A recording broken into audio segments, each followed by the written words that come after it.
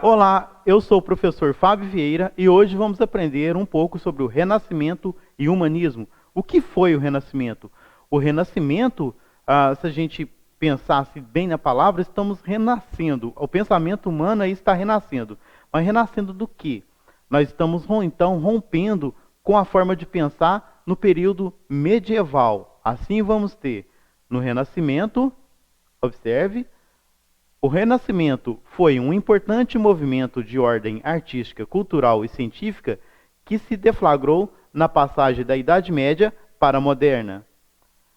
Então, pessoal, quando a gente fala de Renascimento, e estamos falando aí de uma ordem artística, cultural e científica, queremos dizer que está havendo um rompimento de uma forma de pensar não tão legal, pode-se assim dizer, porque tudo era explicado com as ideias do teocentrismo.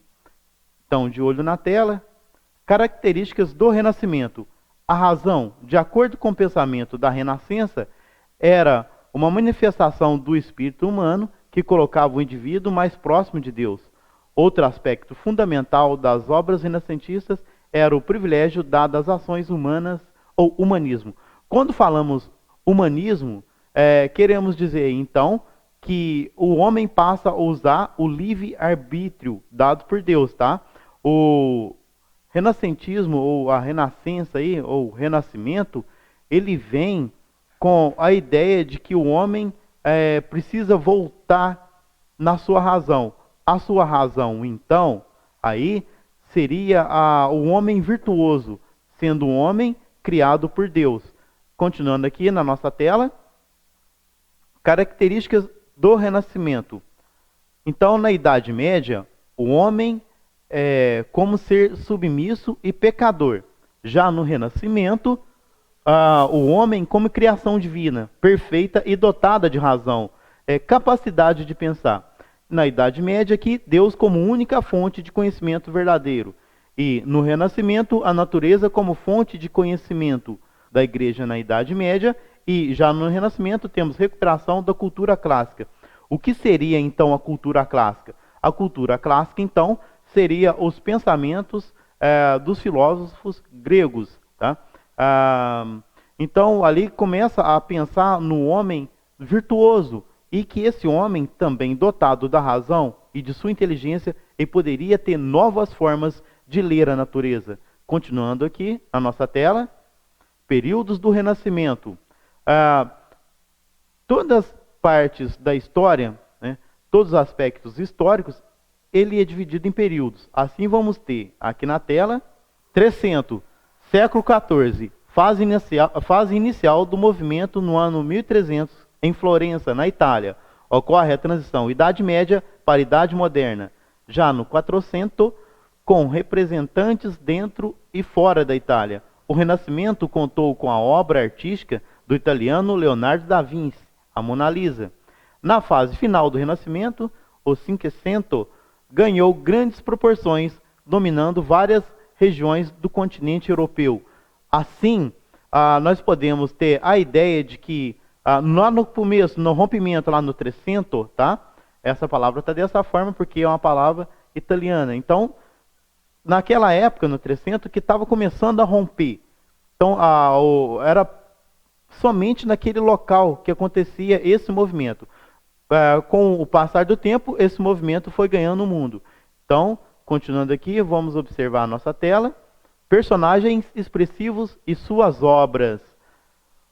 Leonardo da Vinci. Observem essa imagem, dessa pintura clássica do Leonardo. Chama-se Criador e Criatura.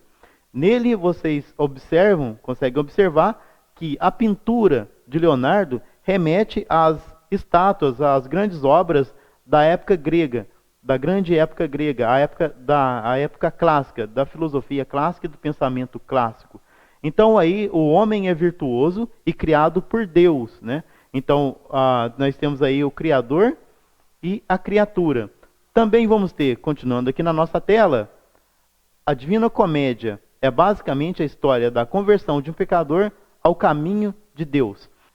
Então, no livro A Divina Comédia, Dante nos traz toda a evolução da alma humana até fugir dos pecados, no caso, o inferno.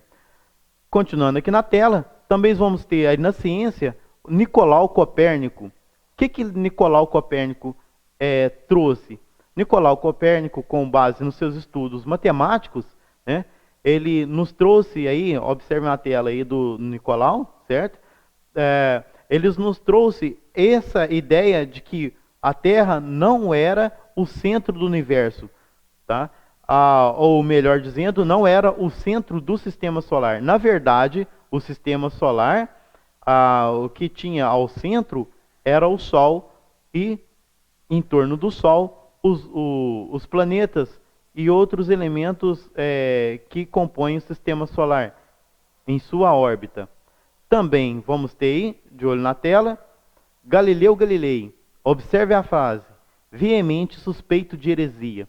Como eu falei para vocês no slide anterior, Galileu Galilei ele veio a continuar os estudos de Copérnico.